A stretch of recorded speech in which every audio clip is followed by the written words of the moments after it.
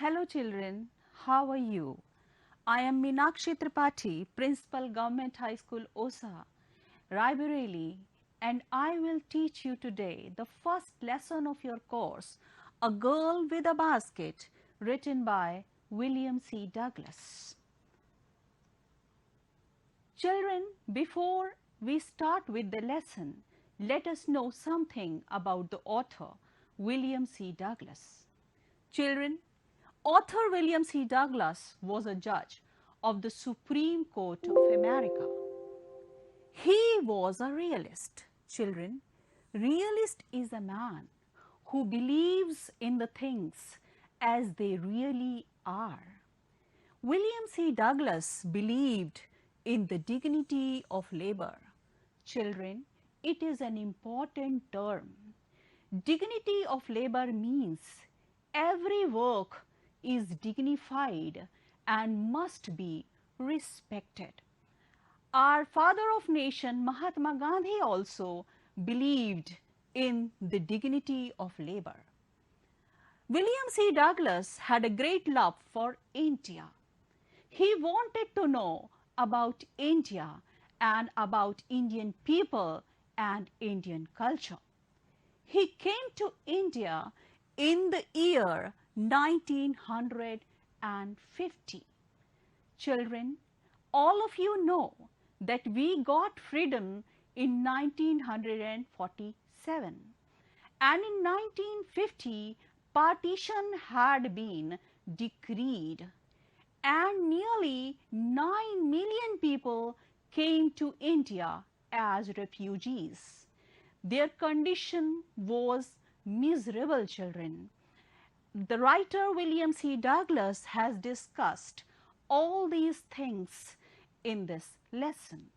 Children, he had a great love for India, as I told you, and he wanted to know more and more about India. So he was traveling. He was on his way to Ranikhet.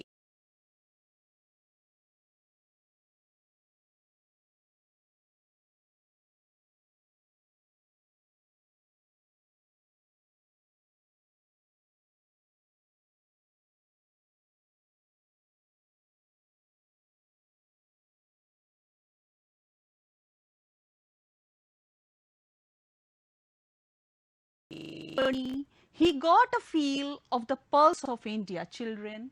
This term is very important because he was trying to feel the pulse of India.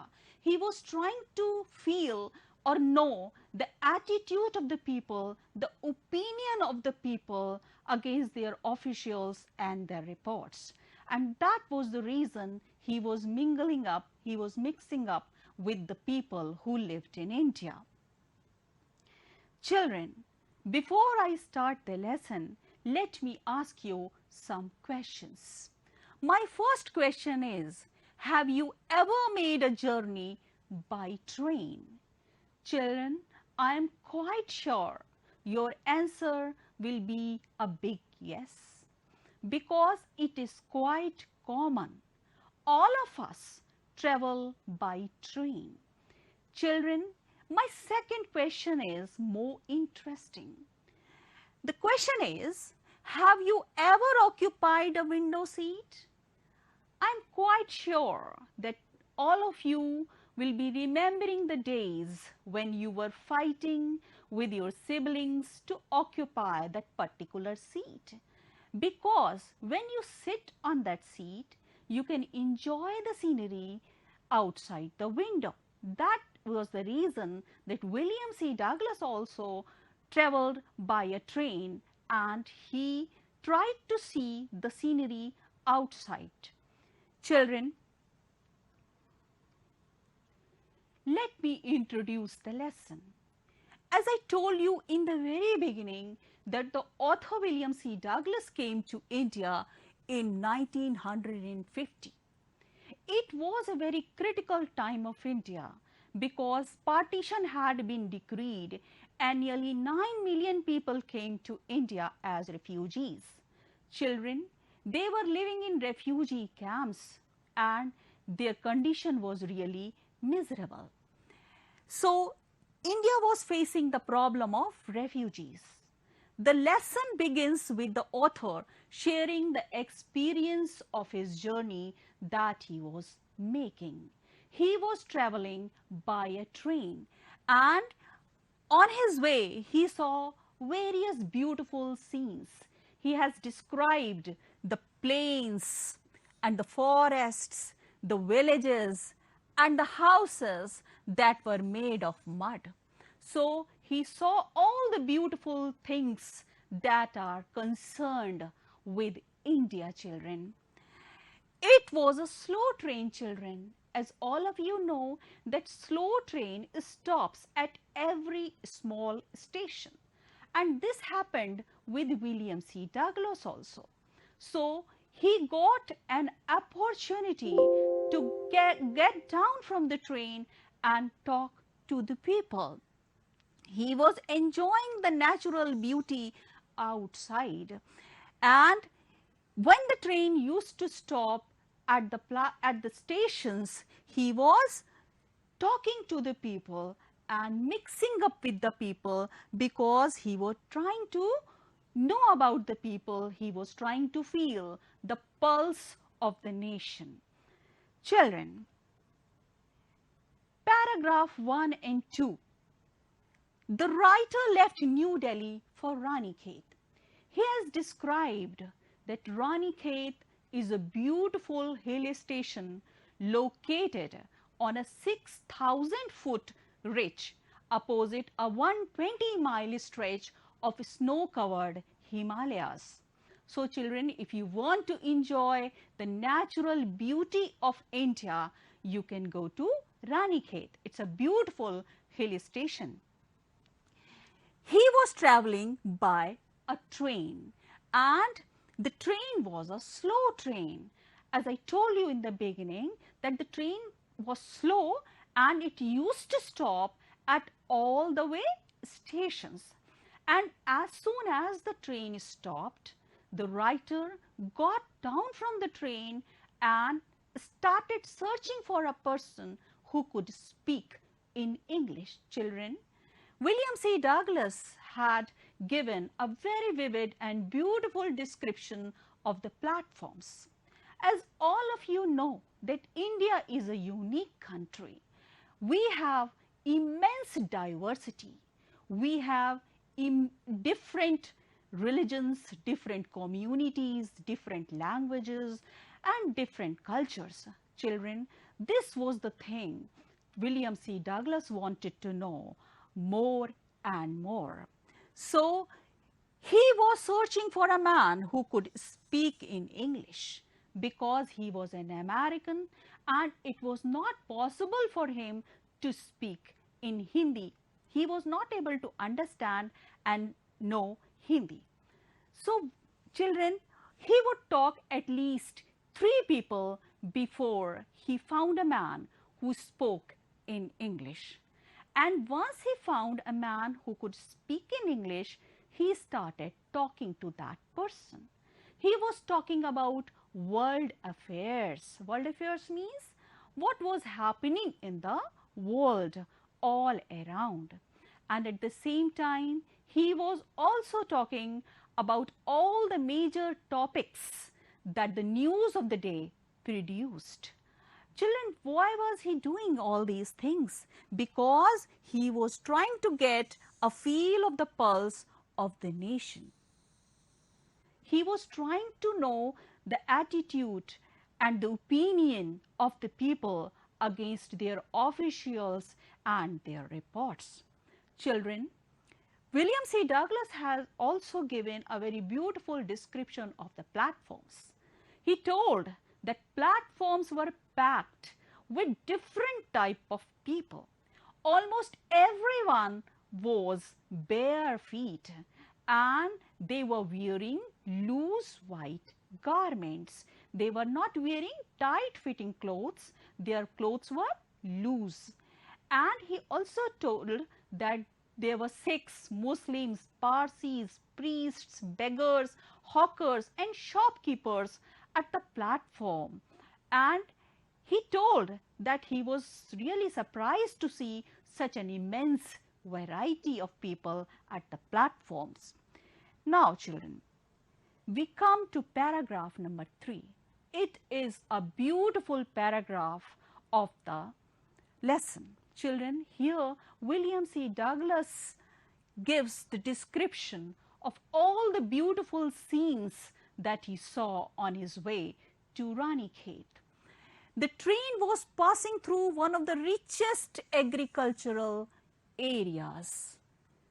Children, we know it very well that India is an agricultural country and nearly 80% population of India lives in villages. They depend on agriculture for their survival. They work in fields and they earn their living. Children, so it was the one of the richest agricultural areas, means it was the most fertile area of India, and the richest has no connection with money. Children, richest means the most fertile. It was the most fertile area of India, and it was the region of Upper Ganga river, and the river Ganga was in flood at that time. Unfortunately, the writer William C. Douglas was not able to see the real beauty of our fields because the river Ganga was in flood, and it was the region of Upper Ganga river and nearly 1000 feet above the sea level.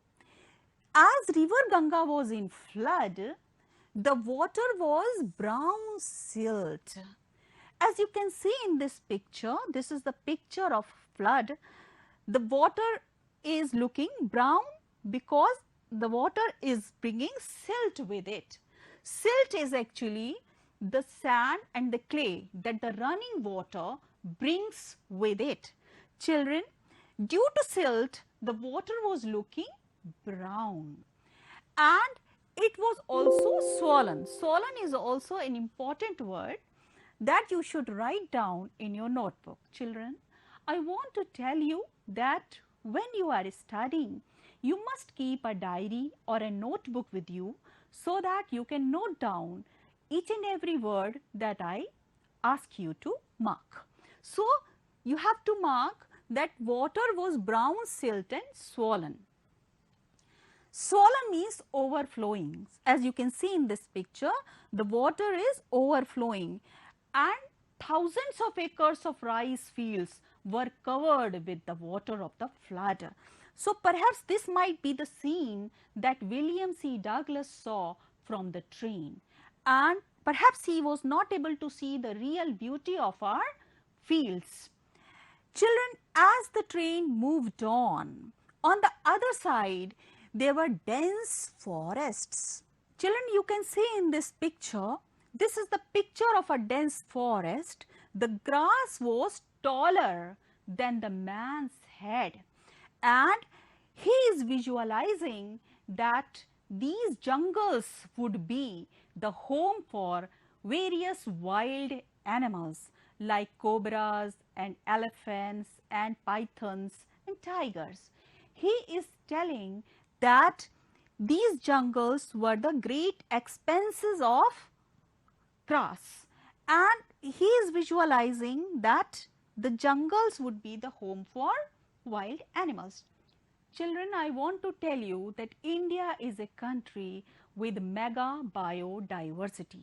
The diversity is not only among the people who live in India, but also in the climate, in the wildlife, and everywhere you can find this diversity and variety.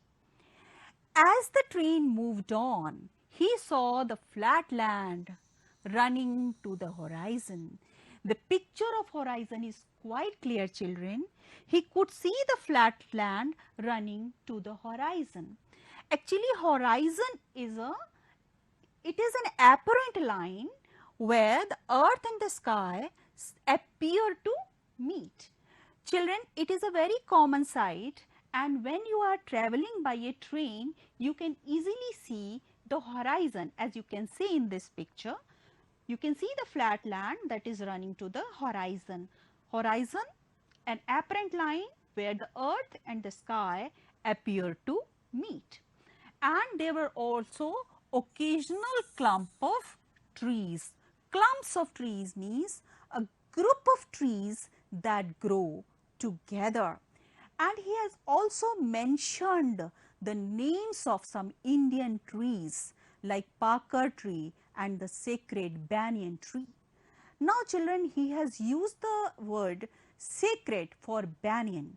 It means he was quite aware of the culture of India because Indians consider banyan a sacred tree. We worship banyan, and that is why perhaps he has used the word sacred with banyan. Children, all these trees were very old because their trunks were thick and twisted. So, as the train moved on, he saw an Indian village. He saw the Indian village having mud houses. As you can see in this picture, children, there are mud houses. Mud houses are beautiful houses and their walls are made of mud. Mud and cow dung is mixed with water and the walls are prepared. As you can see in this picture, the houses are made of mud and the roofs were thatched as they are thatched. Thatched means the grass is tied to the bamboo and stretched across the rafter and put it as a roof. As you can see in this picture, these are the thatched roofs and they are also peaked as the writer has described. These were the thatched roofs.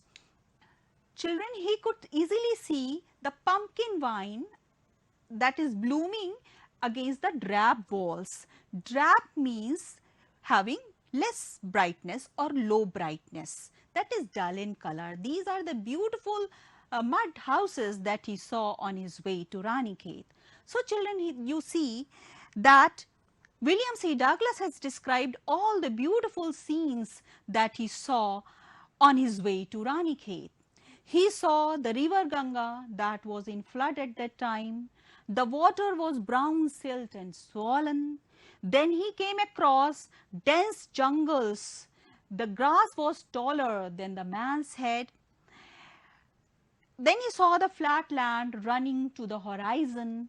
He saw the clumps of trees and he also came across Indian villages having houses that were made of mud. The mud houses that were having thatched roofs and peaked roofs.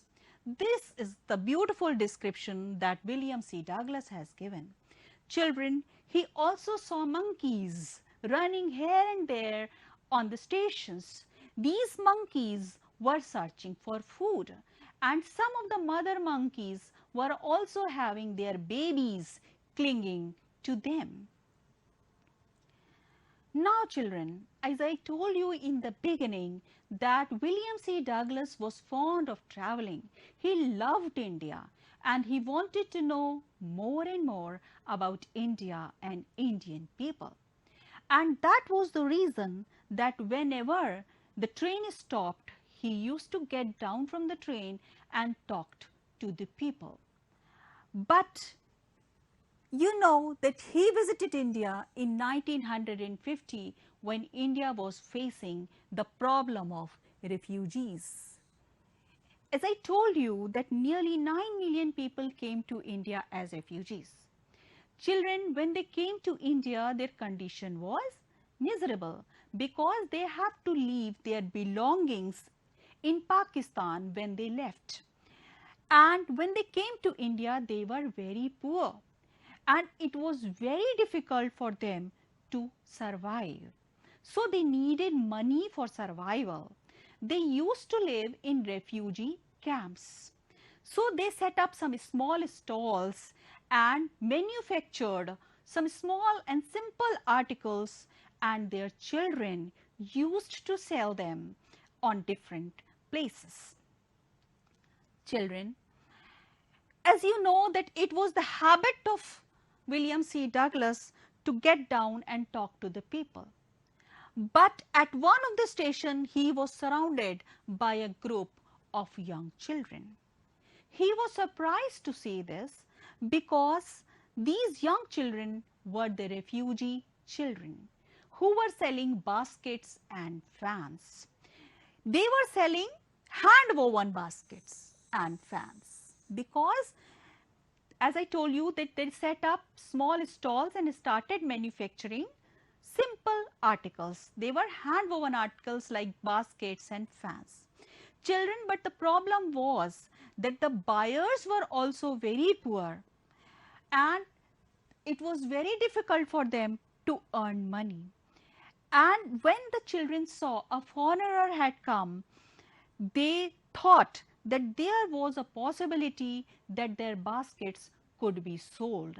So they surrounded around the author William C. Douglas, and all of them were shouting loudly because all of them wanted that their baskets and fans should be sold. You can see that all of them wanted the writer should buy their baskets. That is why all of them were holding their objects high and they were shouting. Although the writer was not able to understand their language, but he knew that all of them wanted him to buy their articles. Children, today we will study only this much. The remaining part of this lesson we will study in our next class. Children, you have studied the lesson. Now I will give you some questions for exercise. You can note them in your notebook and answer them. My first question is, where was the writer going? You have to remember the story and then write the answer. My second question is, describe the train the writer was traveling by. Children, don't forget that the writer used to get down from the train at every platform and talk to the people. So you have to describe the train the writer was traveling by. My third question is, describe the people he met on the platform. My fourth question is, what did the writer do to get a feel of the pulse of the nation?